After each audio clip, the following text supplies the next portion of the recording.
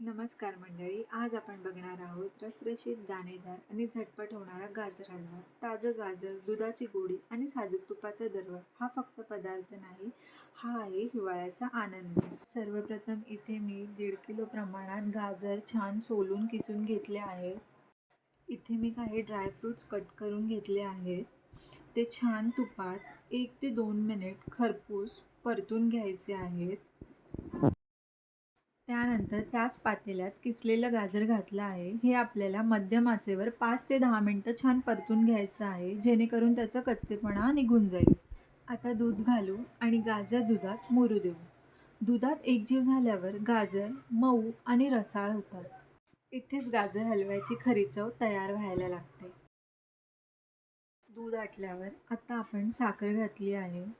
साखर घालताच हलवा थोडा सैल होतो.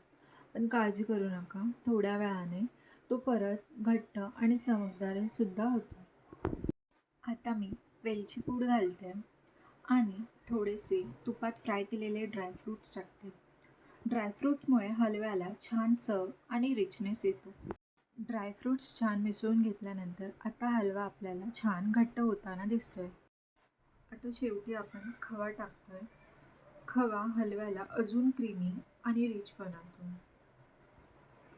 हळूहळू मिसळल्यावर गाजर, दूध, तूप आणि खव्याची चव एकदम परफेक्ट बॅलन्समध्ये येते.